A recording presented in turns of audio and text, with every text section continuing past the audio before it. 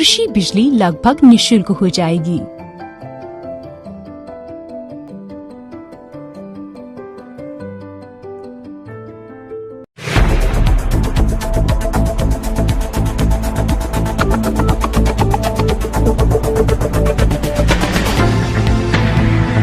नमस्कार, आप देख रहे हैं स्टेट न्यूज बुलेटिन और मैं हूं आपके साथ शिवांगी पारिक। तो चलिए खबरों पर जाने से पहले नजर डाल लेते हैं बुलेटिन से जुड़ी अहम सुर्खियों पर। नागालैंड में एक साथ दफनाए गए 12 शव, सेना की फायरिंग में हुई थी मौत।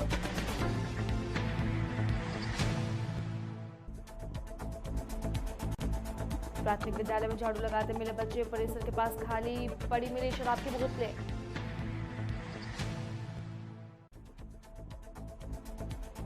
गृह कलेश के चलते महिला ने फांसी के फंदे पर लटक कर की आत्महत्या, परिजनों ने पुलिस को दी नामजद तहरीर। और अब खबरें विस्तार से। नागालैंड में शनिवार और रविवार को सेना के ऑपरेशन में मारे गए 14 लोगों में से 12 के शव को सोमवार रात को एक साथ दफनाया गया। दफनाए जाने के दौरान भी दर्दनाक तस्वीरें सामने आई। मृतकों के तातुब के पास में परिजन बेतहाशा रोते हुए नजर आए। सभी 12 मृतक नागालैंड के मौन जिले के ओटिंग गांव के थे। वहीं मौन जिले के हालात अभी भी बेहद तनावपूर्ण है। यहाँ पे धारा 144 लागू है और प्रदर्शन हो रहा है। रविवार को प्रदर्शनकारियों ने कोनायक यूनियन के कार्यालय में तोड़फोड़ की थी और असम राइफल पोस्ट में भी पत्थरबाजी की थी। जिन मजदूरों को उग्रवादी समझकर मारा गया है वो कोल माइंस में काम कर रहे थे। रायबरेली की खोरी में सरकारी विद्यालयों के अंदर शिक्षा व्यवस्था को सुधारने के लिए हर संभव प्रयास कर रही है, लेकिन सहायक अध्यापक से लेकर प्रधान अध्यापक तक सरकार की मंशा पर पानी फेरने में कोई भी कोर कसर बाकी नहीं छोड़ रहे हैं। ऐसा ही नजारा प्राथमिक विद्यालय सैनी में देखने को मिला, जहां पर मीडिया टीम ने 9:20 पर विद्यालय पहुंची, जहां पर सहायक प्रदीप कुमार एवं प्रतिमा सिंह के अलावा कोई भी और नरादत नहीं मिले। वहीं पे विद्यालय में बच्चे झाड़ू लगाते हुए नजर आए। इस संबंध में जब सहायक अध्यापक प्रदीप से पूछा गया तो उन्होंने कहा कि यदि बच्चे झाड़ू नहीं लगाएंगे तो क्या मैं झाड़ू लगाऊंगा। वहीं 9:40 पर प्रधानाध्यापक मनोज विद्यालय पहुंचे। उनसे बच्चों से झाड़ू लगवाने के बारे में एवं विलंब के बारे में पूछा गया तो इस विषय पे उन्होंने कहा कि साफ सफाई के कर्मचारी नहीं होने के कारण ऐसा हो रहा है एवं किसी कारणवश मैं विलंब से विद्यालय पहुंचा हूं।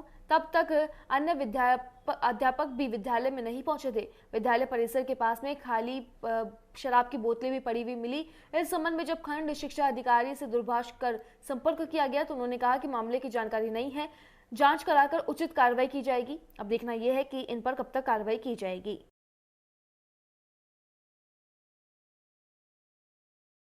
क्या नाम है? मनोज कुमार। यहाँ के प्रधानाचार्य कौन है? जी हमें। आप। समय क्या हो रहा है? अभी तो 9:40। आपके विद्यालय पहुँचने का समय क्या होता है? 9 बजे का है। शिक्षण कार्य का समय क्या? यही तो सोचा है 9 बजे से। 9 बजे से। अगर 9 बजे शिक्षण कार्य चालू होता है तो आप कितनी देर पहुँचेंगे? ठीक है, लेकिन आज सोमवार ना तो फल लेना था, रास्ते दुकान बंद थी। फल भी नहीं मिले नहीं तो और आप भी देर से मिले। दुकान अभी खुली नहीं वो, तो हम वहीं पर रुके हुए थे कि वो खुल जाए तो लेकर के आ जाए। फिर छोटे छोटे बच्चों से विद्यालय में झाड़ू लगवाने का अधिकार है? सर ये तो गलत है। आपके माननीय प्रदीप कुमार जी बोल रहे हैं। नहीं, सब बच्चे मिलकर नहीं यदि बोल रहे हैं कि मैं झाड़ू तो लगाऊंगा नहीं, बच्चे ही लगाएंगे। बच्चे भी नहीं लगाते, लेकिन सामूहिक रूप से कोई कि हम सभी लोग मिलकर सफाई कर लेते हैं। स्कूल की सफाई करने नहीं आता है तो मिलकर सफाई, अब जहाँ बैठते हैं वहाँ सफाई तो हम लोग करेंगे। कई बार हम लोग खुद जाला वगैरह साफ करते, सफाई बच्चों के साथ हम लोग भी लगा लेते हैं। मैडम वगैरह भी लगाती, बच्चों के साथ में। आपके शेष लोग नहीं आए जैसे कि 9:13 इस समय आप कहाँ पे हैं? प्राइमरी स्कूल सैनी है। प्राइमरी। आप किस पद पर पोस्ट हैं यहाँ पे? सहायक अध्यापक। प्रधानाचार्य जी आए हैं? आ रहे हैं रास्ते में। समय क्या हो रहा है इस समय? 9 बजे। 1 मिनट घड़ी देखिए, घड़ी देखिए क्या बोले? 9:15। विद्यालय आने का समय क्या है? 9 बजे। शिक्षण कार्य कितनी देर चालू होता है? अभी शुरू होगा सफाई। नहीं, समय चालू होने का समय क्या है? टाइमिंग क्या है? 9:10। 9:10। 9:15 हो रहा है, अभी तक शिक्षण कार्य चालू नहीं हुआ। अध्यापक भी नहीं आए। अरे बच्चे आए नहीं, जो भी बच्चे हैं, शिक्षण कार्य चालू तो हुआ नहीं। आपका क्या नाम है? प्रदीप कुमार। प्रधानाचार्य जी का क्या नाम है? मनोज कुमार। बिजनौर में आगामी विधानसभा चुनाव 2022 के दृष्टिगत जनपद बिजनौर में और उत्तराखंड राज्य के सीमावर्ती जनपद के अधिकारियों के साथ में विधानसभा चुनाव 2022 को लेकर सकुशल संपन्न कराने हेतु बिजनौर जिला अधिकारी उमेश मिश्रा व पुलिस अधीक्षक डॉक्टर धर्मवीर सिंह द्वारा उत्तराखंड राज्य के पुलिस अधिकारियों के साथ में थाना क्षेत्र नांगल के बरकतपुरा एवं शुगर मिल के गेस्ट हाउस में एक बैठक का आयोजन किया गया, जिसमें सीमा पर संदिग्ध व्यक्तियों के आवागमन पर रोक लगाने, अवैध शराब तस्करी की रोकथाम हेतु कार्रवाई करने और अवैध शस्त्रों की रोकथाम हेतु आदि बंदों पर चर्चा की गई। इसी के साथ में जनपद बिजनौर के में अपराधों की जो उत्तराखंड में अपराध कारित करते हैं और उत्तराखंड के अपराधियों को जनपद बिजनौर में अपराध कारित करते हैं, उन पर सामंजस्य बनाकर कार्रवाई की जाए। इस दौरान बिजनौर एसपी सिटी, एसपी ग्रामीण क्षेत्र अधिकारी व उत्तराखंड के अधिकारी गण आदि उपस्थित रहे। उत्तराखंड और उत्तर प्रदेश की समन्वय बैठक, क्या कहना है आपका इसमें? माननीय निर्वाचन आयोग के निर्देश पर जो बॉर्डरिंग स्टेट है, तो उत्तर प्रदेश में बिजनौर और जो उत्तराखंड का है हरिद्वार, पौड़ी और ऊधम सिंह नगर, 3 जनपदों के पुलिस प्रशासनिक अधिकारी, थानाध्यक्ष स्तर के अधिकारियों की गोष्ठी हुई। इसमें अपराध एवं अपराधियों की सूचनाओं का आदान प्रदान, NBW, शराब की तस्करी, असलहों की तस्करी, यहाँ तक कि अगर कोई डबल वोटर है इस पर भी चर्चा की गई और व्यय के संबंध में जो रुपए पैसे का जो गुप्त रास्ते हैं, पोरस मार्ग है, उनके हाईवे पर CCTV कैमरा, सभी चीजों की चर्चा की गई। जो कमियां हैं उसको पूर्ति की जाएगी। यह गोष्ठी, इस गोष्ठी से चुनाव की पारदर्शिता, निष्पक्षता पूर्ण तरीके से करने में सहायक सिद्ध होगी। मीटिंग की गई है चुनाव को लेकर, क्या पूरा मामला है? माननीय निर्वाचन आयोग के निर्देशों के क्रम में अंतर्राज्यीय जो जनपद हैं उनमें समन्वय स्थापित करके निष्पक्ष शांतिपूर्ण ढंग से चुनाव कराने के लिए संबंधित अधिकारियों के साथ वार्ता की गई है और निर्वाचन के लिए जो भी निर्देश हैं आयोग के, उनका 100% अनुपालन कैसे किया जाए, अधिकारियों में सामंजस्य कैसे स्थापित हो सके और अभी से उसके लिए प्रभावी कार्रवाई की जाए, इस पे चर्चा की गई। बिजनौर जिले के साथ कौन कौन से उत्तराखंड के अफसर भी थे? अफसर थे, हाँ, सभी जो पुलिस के वरिष्ठ अधिकारी थे और प्रशासन के वरिष्ठ अधिकारी। जो क्रिमिनल लोग हैं उनके लिए क्या चर्चा की गई, किस तरह से उनके खिलाफ कार्रवाई होगी चुनाव को जो कवर करते हैं? नरसिंहपुर के करेली में GS गार्डन में चल रहे भारतीय जनता पार्टी के 3 दिवसीय जिला कार्य समिति प्रशिक्षण शिविर के समापन दिवस के अवसर पर केंद्रीय स्थापत राज्य मंत्री फग्गन सिंह कुलस्ते ने पहुंचकर कार्यकर्ताओं का मार्गदर्शन किया एवं अपना उद्बोधन दिया। कार्यक्रम के संचालन समिति का परिचय करते हुए जिला अध्यक्ष अभिलाष मिश्रा ने उपस्थित जनों का सहयोगियों को धन्यवाद प्रेरित किया। पत्रकारों से चर्चा करते हुए उन्होंने कहा कि हमारी सारी तैयारियां पूरी हो चुकी है। भाजपा द्वारा देश में किए जा रहे विकास कार्य पर भी उन्होंने अपना पक्ष रखा। दुविधाओं को खत्म करते हुए विकास के वक्त आगे बढ़ेगी। देखिए, ये एक संभावना जो थी और उस संभावना को ध्यान में रखकर प्रधानमंत्री जी ने सारे देश के राज्यों को भी सबको अलर्ट किया और हमारी तैयारी भी इसी दृष्टि से थी और इसलिए हम आज ताकत से कह सकते हैं कि सारा वैक्सीनेशन के साथ, सारी व्यवस्थाओं के साथ जो हम बेहतर कर सकते हैं दुनिया के देशों के अपेक्षा आज भारत सबसे अच्छी स्थिति में है। देखिए, ये संक्रमण है और इस कोरोना वायरस के कारण आज विदेशों के अंदर इसके प्रभाव देखने को मिल रहे हैं, परंतु हमारी भी ये कोशिश है कि हिंदुस्तान में, भारत के अंदर ये ज़्यादा पैर नहीं पसारे, इस प्रकार के हमारे सारे प्रयास हुए हैं। विकास कार्यों को किस तरीके से गति दी? देखिए, विकास के काम आज चाहे कनेक्टिविटी की बात कर ले, जितने भी आज सामने ये जो आप हाईवे देख रहे हैं, ये भारतीय जनता पार्टी के कारण, प्रधानमंत्री उस समय के हमारे अटल बिहारी वाजपेयी जी के कारण संभव हुआ है। आज प्रधानमंत्री सड़क योजना घर घर मने गांव-गांव तक पहुंचाने की हमारी योजना है, आवास योजना है, बिजली की योजना है, ऐसे वाटर सप्लाई की योजना है और हमारा 23 और 24 तक पानी भी हम हर घर तक पहुंचाएंगे। शायद इतना बड़ा संकल्प कभी देश में किसी राजनीतिक पार्टी ने नहीं किया।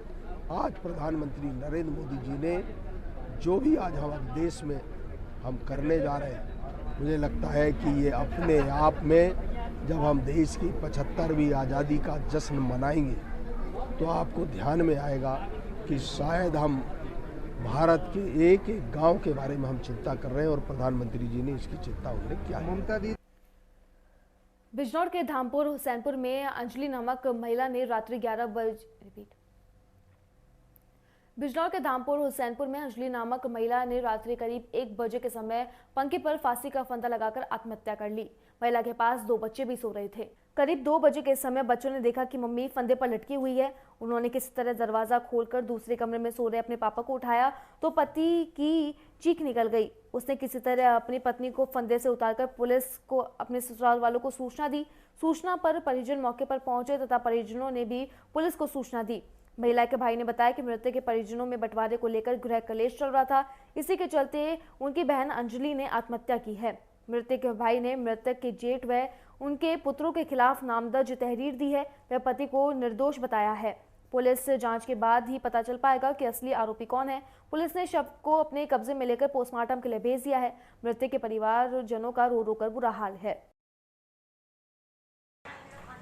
प्रधान जी, आज गांव में एक महिला ने सुसाइड किया है, क्या कुछ कहना है? जब मैं सूचना मिली मुझे, मैं यहाँ पर पहुँचा और आके मैंने बच्चों से मालूमात करी। मैंने बेटे क्या क्या हुआ, तो बच्चे ही वहाँ मौजूद थे। तो बच्चों ने ये बताया कि समथिंग 2 बजे के आसपास वो उठी बच्चे और उन्होंने देखा था उनकी मम्मी लटकी हुई थी उससे पंखे से। तो उन्होंने अपने पापा को उठाया, बगल में उनका कमरा है। कमरा जबकि जिसमें सुसाइड हुआ है या जो भी हुआ घटना हुई उनके साथ, वो कमरे दोनों तरफ से लॉक थे अंदर से। फिर उन्होंने बच्ची ने कमरा खोला, गेट खोलने के बाद अपना पापा को उठाया, उन्होंने आके उसे उतार के नीचे डाला। ये सूचना सुबह बच्चों से मिली है। सोमू में स्वामी सुमेनानंद प्रधान और जीवर्धन शास्त्री मंत्री व जयसिंह गहलोत कोषाध्यक्ष चुने गए हैं। आर्य प्रतिनिधि सभा राजस्थान के चुनाव में राजस्थान की 142 आर्य समाज में से 180 से ज्यादा भी प्रतिनिधियों ने भाग लिया। निर्वाचन के परिणाम स्वरूप सीकर के सांसद एवं आर्य समाज के मुद्रण सन्यासी स्वामी सुमेनानंद सरस्वती को प्रधान, दयानंद सेवाश्रम बांसवाड़ा के संचालन जीवर्धन शास्त्री को मंत्री तथा महर्षि दयानंद सरस्वती की उत्तराधिकारी के अंदर परोपकारीय सभा के संयुक्त मंत्री जयसिंह गहलोत जोधपुर को कोषाध्यक्ष चुना गया है। उप प्रधान के रूप में किशनलाल गहलोत, रमेश गोस्वामी, सत्यदेव आर्य, अशोक आर्य, आनंद मोहन आदि की तथा कार्यकारिणी सदस्य के अंदर डॉक्टर संदीपन आर्य, अशोक कुमार शर्मा, सुखलाल आर्य, श्रीचंद गुप्ता, स्वामी सुखानंद आदि के 15 सदस्यों का चयन हुआ है। सोमवार की सुबह 5 बजे मुख्य निर्वाचन अधिकारी धर्मवीर सिंह ने समस्त चयनित पदाधिकारियों को शपथ दिलाई। भीलवाड़ा जिले के मांडलगढ़ विधानसभा क्षेत्र के अंदर काछोला थाना क्षेत्र के चमाड़िया गांव में भाई ने बैलगाड़ी में सवार होकर बहन के घर मायरा भरने गांव नाथ जी का खेड़ा पहुंचे, जहां पर 21 बैलगाड़ियों और 42 सजे धजे बैल जोड़ों के साथ में गले में घुंघरू बांधे गए थे। ढोल नगाड़े बाजे एवं डीजे की धुन पर झूमते नाचते गांव के लोग परिवार के साथ में गए। पुराने जमाने के रीति रिवाज आज भी अपनी पहचान बनाए हुए हैं। चावड़िया से भाई भैरूलाल गुर्जर, सरपंच, राशन डीलर दुर्गेश गुर्जर और कार्तिक गुर्जर बैलगाड़ी में सवार होकर बहन के घर मायरा भरने पहुंचे। लग्जरी गाड़ियों की जगह सजी धजी बैलगाड़ियों पर सवार होकर पहुंचे भारतीयों ने देखकर लोग मोबाइल में कैद करने लगे। इसके पीछे एक चल रही बैलगाड़ियों के पहिए से चर चर आवाज आ रही थी। गले में बंधे घुंघरू और नाचते गाते लोगों ने पुराने दौर को याद में ताजा कर दिया। तो वहीं इस दौरान बड़े बुजुर्ग ने युवाओं को पुरानी रीति रिवाज के बारे में बताया। बहन के ससुराल पहुंचते ही स्वागत सत्कार भी किया गया। सिरोही जिले के प्रभारी मंत्री महेंद्र चौधरी 2 दिवसीय दौरे पर आए, जहां रविवार को माउंट आबू, पिंडवाड़ा, आबू रोड व रेवदर ब्लॉक के कार्यकर्ताओं की बैठक ली। वहीं सोमवार को सिरोही ब्लॉक में बैठक रखी गई, जिसमें प्रभारी मंत्री ने कांग्रेस की स्थिति पर टिप्पणी की। प्रभारी मंत्री महेंद्र चौधरी के सिरोही जिले में कांग्रेस की स्थिति पर टिप्पणी करने पर विधायक संयम लोढ़ा ने अपने संबोधन में कहा कि यह बात कांग्रेस के उन नेताओं से पूछें जिनके विधानसभा टिकट गलत बांटने से पाली, जालौर, सिरोही के अंदर कांग्रेस 14 में से 13 सीटों पर हारी और वो भी हजारों वोटों से। बैठक को संबोधित करते हुए सिरोही विधायक व सीएम सलाहकार संयम लोढ़ा ने कहा कि कांग्रेस जिले में चप्पे चप्पे पे मौजूद है और पार्टी में ऐसे पदाधिकारी हैं जो अपने बूथ पर ही पार्टी को जीत नहीं दिला पाए हैं। ऐसे लोग प्रदेश सहित जिले के पदाधिकारी बने हुए हैं। उन्होंने 2018 के विधानसभा की ओर इशारा करते हुए कहा कि पार्टी के नेताओं ने चुनाव में उनको लगता है कि भांग खाकर टिकट बांटते थे, जिसके चलते पार्टी के अधिकृत प्रत्याशी हजारों वोटों से हारे हैं। पार्टी के जिला अध्यक्ष और सिरोही विधानसभा के प्रत्याशी का बिना नाम लिए इशारा करते हुए कहा कि ऐसे लोगों को भी टिकट दिए गए जिनकी जमानत तब जब्त हो गई थी। गौरतलब है कि विधानसभा चुनाव के समय सचिन पायलट पीसीसी चीफ थे। ऐसे में यह मामला उनकी ओर भी देखा जा रहा है। पंचायत राज चुनाव का जिक्र करते हुए संयम लोढ़ा ने कहा कि जो अपने बूथ और अपने क्षेत्र में कांग्रेस को वोट नहीं दिला पाए वे रिपोर्ट पेश कर रहे हैं, वहां जयपुर फोटो खिंचवा रहे हैं। सूरतगढ़ के मानकसर से लेकर मौजगढ़ को जोड़ने वाला रास्ता फार्म द्वारा 42 साल से कब्जे में था। इससे मौजगढ़ की जनता को काफी परेशानी का सामना करना पड़ता था। सूरतगढ़ विधानसभा के युवा नेता राकेश बिश्नोई के नेतृत्व के अंदर प्रशासन द्वारा इस रास्ते को खुलवाया गया है। मौजगढ़ की जनता को इस रिश्ते की वजह से काफी परेशानी का सामना करना पड़ता था। 42 साल से रास्ते की वजह से कई किलोमीटर तक का लंबा सफर तय करने में सूरतगढ़ पहुंचना पड़ता था। इस रास्ते से जुड़ने वाले सभी कस्बे की जनता ने राकेश बिश्नोई को धन्यवाद दिया। रास्ता खुलवाने में तहसीलदार हबू राम मीणा, सिटी थाना अधिकारी राम कुमार लेगा भी मौजूद थे।